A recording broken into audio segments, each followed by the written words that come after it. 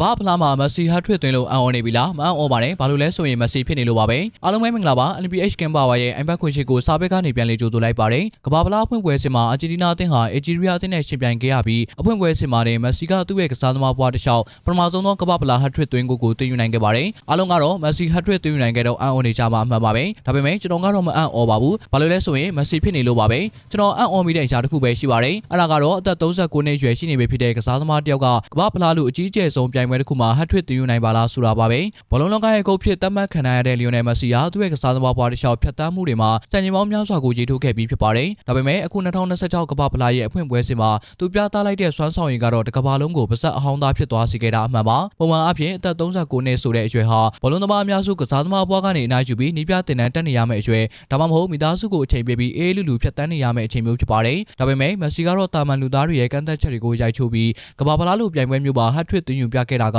တကယ်ကိုရင်သက်ရှုမောဖွယ်ရပါမက်ဆီရဲ့ပထမဆုံးသွင်းကိုကမ္ဘာဖလားသမိုင်းစာမျက်နှာတစ်ကိုစတင်ဖွင့်လှစ်ပေးလိုက်တဲ့ဂိုင်း30ကွာကနေမက်ဆီရဲ့အနုပညာမြောက်သွင်းကိုဆိုပြီးကျွန်တော်တင်စားပြီးပြောချင်ပါတယ်မက်ဆီကပွဲချိန်19မိနစ်မှာရိုဒီဂိုတီပေါစီကနေရရှိလာတဲ့ပေးပို့မှုကိုပြန်မဲ့ကိုပေါင်းနဲ့ဂိုင်း30ခန့်အကွာကနေလှလှပပသွင်းယူပြခဲ့တာပါဘယ်သူမှထင်တာမှမဟုတ်ပါဘူးမက်ဆီကဂိုင်း30ကွာကနေသူ့ရဲ့ထူခြားလာတဲ့ပါနှက်မှုတွေနဲ့အတူဘယ်ချီရဲ့အစွမ်းနဲ့ကိုသမားဘလို့မှမတက်နိုင်မဲ့ပြင်းထန်တဲ့အဝေးကန်ချက်ကိုအနုပညာဆက်ဆံကန်သွင်းယူပြီးအဖွင့်ကိုစပြီးသွင်းယူနိုင်ခဲ့မယ်ဆိုတာကိုပေါ့ဒီကိုကကွင်းထဲကိုငွေကြေးကုန်ကြခံပြီးလာရောက်အားပေးကြတဲ့အာဂျင်တီးနားပရိသတ်9000ကျော်ကိုတခဲနဲ့ထအော်စီခဲ့ရုံနဲ့မကပဲပွဲရဲ့အချိန်ကိုပါဆက်ဆက်တုံ့လှုပ်သွားစေခဲ့တဲ့သွင်းကိုပါအဲဒီနောက်မက်ဆီယာဟတ်ထရစ်ဖြစ်စီမဲ့သွင်းကိုတွေကိုပွဲချိန်60မိနစ်နဲ့86မိနစ်တွေမှာသွင်းယူခဲ့ပြီးဂျာမနီတိုက်စစ်မှုဟောင်းဗီဒီယိုစလက်ကလိုစီရဲ့ကမ္ဘာဖလားသမိုင်းတစ်လျှောက်ဂိုးသွင်းများဆုံး16ဂိုးစံချိန်ကိုပါပူးတွဲပိုင်စီနိုင်ခဲ့ပါတယ်ဆိုတော့လာမယ့်ဇွန်လ22ရက်နေ့မှာအော်စတြီးယားအသင်းနဲ့အာဂျင်တီးနားအသင်းတို့ဆက်လက်ရှင်ပြိုင်သွားမှာဖြစ်ပြီးဒီပွဲမှာမက်ဆီအနေနဲ့နောက်ထပ်တစ်ဂိုးထပ်မံသွင်းယူနိုင်ခဲ့ရင်ကမ္ဘာဖလားသမိုင်းတစ်လျှောက်ဂိုးသွင်းများဆုံးကစားသမားဖြစ်စံချိန်သစ်တင်နိုင်တော့မှာဖြစ်ပါတယ်အဆုံးထိနားဆင်ပေးခဲ့တဲ့တယောက်ချင်းစီနိုင်ကိုကျေးဇူးတင်ပါတယ်